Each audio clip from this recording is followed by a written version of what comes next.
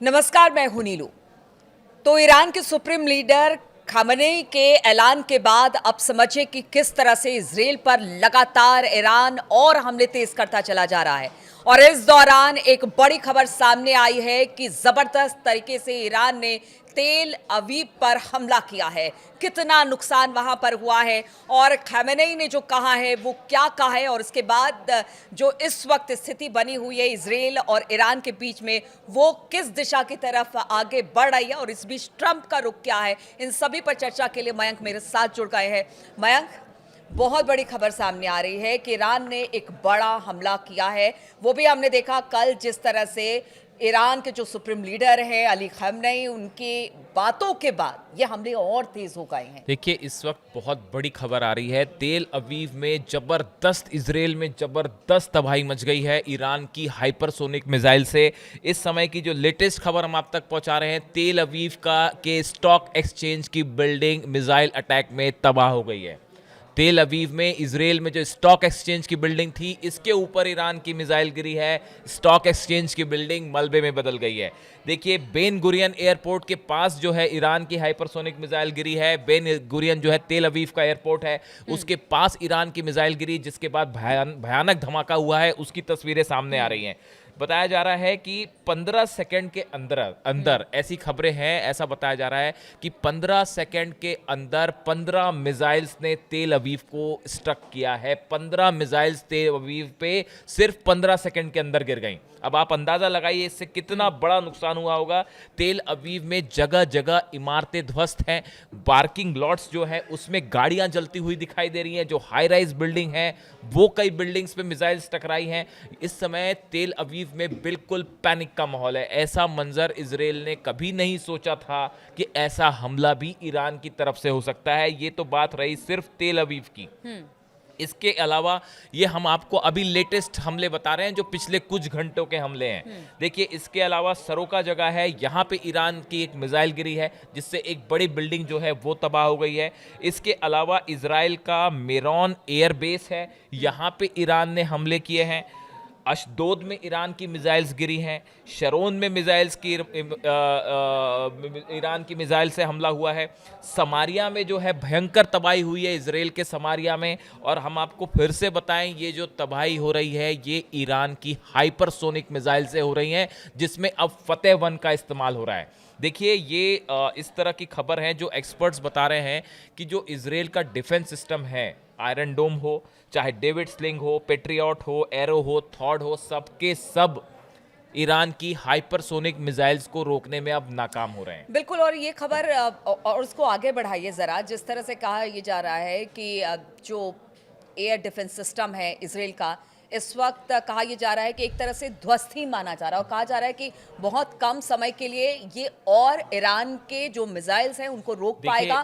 खर्च भी बहुत ज़्यादा हो रहा है बैंक, ऐसा भी सुनने में आ रहा है कि रोज़ाना कई करोड़ रुपए इस पर खर्च किए जा रहे हैं और बहुत कम समय के लिए। ये जो आपने सवाल पूछा, ये एक अमेरिका और नेतन्याहू के पैनिक की वजह बन गया है। ये जो एकदम आप देखिए, एक इजराइल में और अमेरिका में एक पैनिक है इसको लेके कि भाई अब क्या करना है, क्या करना है। उसकी एक बड़ी वजह है कि जो डिफेंस सिस्टम है इजराइल का, देखिए आप, डेविड स्लिंग है, ये इजराइल का डिफेंस सिस्टम है जो 300 किलोमीटर तक के रेंज पर काम कर सकता है। पेट्रियट है मिसाइल जो अमेरिका ने दी है, 160 किलोमीटर तक की मारक क्षमता से जो है आने वाली मिसाइल को रोक सकता है। एरो है, थार्ड है, ये सबके सब, एरो 3 है, ये सबके सब सिस्टम ईरान की मिसाइल्स को नहीं रोक पा रहे हैं। ऐसा भी कहा जा रहा है मयंक, इसको कंटिन्यू करेगा आगे, क्योंकि बहुत सारे सवाल है, इसलिए मयंक को बीच में मुझे टोकना पड़ रहा है।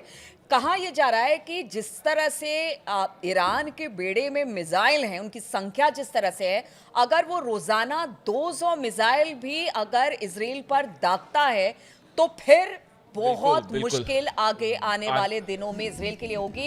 इसलिए वो लगातार चाह रहा है कि अमेरिका अब इसके अंदर दाखिल, इस युद्ध के अंदर दाखिल। बिल्कुल, देखिए एक बड़ी बात ये है, देखिए जो ईरान ने अपनी स्ट्रेटजी चेंज कर दी है। अब ईरान को बताया जा रहा है कि वो लोकेशंस पता चल गई हैं इजराइल में जहां उनके डिफेंस सिस्टम लगे हुए हैं, और ईरान अब इन डिफेंस सिस्टम को ही निशाना बना रहा है। और कई जगह से खबर आई है कि जहां आयरन डोम्स मिसाइल्स लगी हुई थी, सिस्टम लगा हुआ था, उसी को तबाह कर दिया गया है। तो जब आप किसी देश के, अगर आपने इजराइल के डिफेंस सिस्टम को ही निशाना बना दिया, तो उसके बाद वो फिर कैसे रोक पाएगा मिसाइल को? तो ये ईरान ने नई स्ट्रेटेजी पे काम करना शुरू किया है कि जहां जहां डिफेंस सिस्टम है, पहले इसी को तबाह करो। और देखिए, बड़ी बात है कि वॉल स्ट्रीट जनरल ऐसी बात कर रहा है कि जो एरो मिसाइल हैं इजराइल के पास डिफेंस के लिए, उसमें भारी कमी आ गई है। और वॉशिंगटन पोस्ट कह रहा है कि सिर्फ 10 दिन के इंटरसेप्टर बचे हुए हैं। हाँ। और 10 दिन बाद जो है इजराइल के पास जो डिफेंस जो सिस्टम की मिसाइल्स हैं वही खत्म हो जाएंगी। ईरान एक बात अच्छी तरह समझता है कि अगर ये युद्ध लंबा चला, देखिए ईरान को भी नुकसान हो रहा है, हम ये नहीं कह रहे कि ईरान को नुकसान हो रहा है, तेहरान में भी बहुत कैजुअलिटी हुई है, कमांडर्स मरे हैं, सब हकीकत है। लेकिन जो पलटवार ईरान ने किया है, देखिए शुरुआती हमलों में ये हुआ, देखिए एक परसेप्शन बना कि ईरान के कई कमांडर्स मारे गए हैं, और ईरान की तरफ से ईरान ने कबूल भी किया कि हमारे कमांडर्स की शहादत हुई है वगैरह वगैरह, उन्होंने वो कबूल भी की उस बात को। लेकिन उसके बाद जो कमबैक किया है ईरान ने, 3 दिन की लड़ाई के बाद जब ईरान की तरफ से हमले शुरू हुए, और जब हाइपरसोनिक मिसाइल्स का इस्तेमाल फतेह 1 का, और अभी देखिए अभी सिर्फ फतेह 1 का इस्तेमाल हो रहा है, अभी फतेह 2 का इस्तेमाल नहीं हुआ है, अभी गदर का इस्तेमाल नहीं हुआ है, तो ही इतना कहर है। हाँ, तो ही इतना कहर है। और देखिए सबसे बड़ी बात यह है, ईरान की तरफ से कहा गया है, सीधा वार्निंग दी गई है अमेरिका को कि अगर आपने हमारे बेसिस पे, अगर अमेरिका हमले करता है, हाँ, तो कल अली खामनेई को भी हमने सुना, उन्होंने कहा, मतलब ट्रंप की धमकी का कोई असर ईरान पर नहीं देखने को मिल रहा है। अगर अली खामनेई कह रहे हैं कि देखिए हम धमकी से डरने वाले नहीं हैं, और अगर आप ईरान का इतिहास जानते हैं तो आपको पता होगा कि ईरान कभी भी झुकेगा नहीं, सरेंडर नहीं करेगा, यानी धमकी का कोई असर नहीं। खामेनेई साहब की तरफ से कल जो बयान दिया गया, नेशन को उन्होंने एड्रेस किया, उनका मैसेज जो पढ़ के सुनाया गया, उन्होंने कहा जो लोग ईरान का इतिहास जानते हैं उनको पता है कि ईरानी किसी की धमकियां नहीं सुनता। इजराइल ने बहुत बड़ी गलती की है और उसे इसकी सजा मिलेगी। ईरान थोपी गई शांति या युद्ध को नहीं मानेगा। ये एक क्लियर मैसेज है खामेनी की तरफ से कि भाई, उनके सुप्रीम लीडर हैं, उनकी तरफ से कि भाई किसी भी सूरत में ईरान ना सरेंडर करना तो छोड़िए, हम इजराइल की ईंट से ईंट बजा देंगे। ये उनकी तरफ से साफ संदेश है, जिसके बाद ट्रंप की तरफ से भी इंटरेस्टिंग बयान आया है, मैं क्या एक्शन लूंगा भी या नहीं ये सिर्फ मुझे पता है। और व्हाइट हाउस में मीडिया से जब इसे पूछा गया कि सरेंडर करने से, ट्रंप से जब पूछा गया कि खामेनी ने सरेंडर करने से इनकार कर दिया है, तो ट्रंप की तरफ से जवाब आया गुड लक।